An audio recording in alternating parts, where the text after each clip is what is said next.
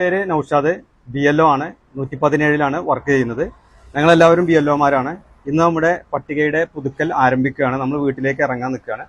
അതിലൊരുപാട് ആശങ്കകൾ ജനങ്ങൾക്കുണ്ട്. പക്ഷെ വളരെ ലളിതമായ രൂപത്തിലാണ് നമ്മൾ ഈ പദ്ധതി നടപ്പാക്കുന്നത്. നിങ്ങളുടെ വീട്ടിൽ ഒരു BLO വരും, നിങ്ങളുടെ BLO വരും. ഓരോ ആളുകൾക്കും അവരുടേതായ ഫോമുകൾ നൽകും. ആ ഫോമിൽ നിങ്ങളുടെ ഡാറ്റ നിങ്ങൾ പൂരിപ്പിച്ച് കൊടുക്കണം. അതിൽ നിങ്ങൾ 2002 വോട്ടർ പട്ടികയിലുള്ള ആളാണെങ്കിൽ 2002 വോട്ടർ പട്ടികയിലുള്ള വിവരങ്ങൾ രണ്ടാമത്തെ കോളത്തിൽ പൂരിപ്പിച്ച് കൊടുക്കണം. ഇനി 2002 വോട്ടർ പട്ടികയിൽ നിങ്ങൾ ഇല്ലാത്ത ആളാണെങ്കിൽ മൂന്നാമതൊരു കോളമുണ്ട്. അതിൽ നിങ്ങളുടെ രക്തബന്ധത്തിൽപ്പെട്ട അച്ഛൻ്റെയോ അമ്മയുടെയോ വിവരങ്ങൾ കണ്ടെത്തിയിട്ട് മൂന്നാമത്തെ കോളത്തിൽ പൂരിപ്പിച്ച് കൊടുത്താൽ മതി. ഇതിന് കൂടെ പ്രത്യേകിച്ച് രേഖകളൊന്നും ഇപ്പോൾ നമ്മൾ ആവശ്യപ്പെടുന്നില്ല. അത് പിന്നീട് എപ്പോഴെങ്കിലും ആവശ്യപ്പെടുകയാണെങ്കിൽ മാത്രം സമർപ്പിച്ചാൽ മതി.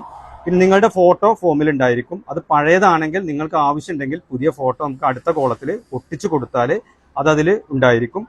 വിവാഹം കഴിഞ്ഞു വന്ന കുട്ടികളുടെ കാര്യത്തിലാണെങ്കിൽ അവരുടെ അച്ഛൻ്റെയോ അമ്മയുടെയോ, അതായത് അവരുടെ നാട്ടിൽ ഉള്ള അച്ഛൻ്റെയോ അമ്മയുടെയോ ഡീറ്റെയിൽസ് നമുക്ക് ഓൺലൈനായിട്ട് കളക്ട് ചെയ്യാൻ സാധിക്കും. ആ ക്രമ നമ്പറും ബൂത്ത് നമ്പറും ഇതിൽ എഴുതി കൊടുത്താൽ മതി.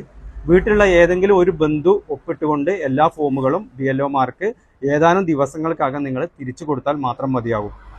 അത്രയും എളുപ്പത്തിൽ നമുക്ക് ഈ പ്രക്രിയ പൂർത്തീകരിക്കാൻ സാധിക്കും. പ്രവാസി വോട്ടർമാരുടെ കാര്യത്തിലും ആശങ്ക വേണ്ട.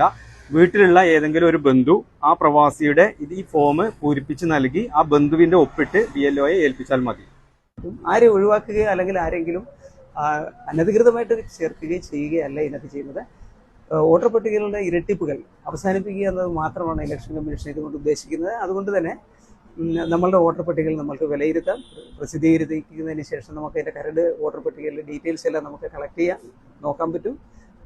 അങ്ങനെ സമഗ്രമായ ഒരു വോട്ടർ പട്ടിക നമുക്ക് പ്രസിദ്ധീകരിക്കുന്നതിലൂടെ തന്നെ ഇലക്ഷൻ കമ്മീഷൻ്റെ ഈ ഒരു ആശയം നമ്മൾ ജനങ്ങളിൽ എത്തിക്കാൻ പറ്റും. മറ്റ്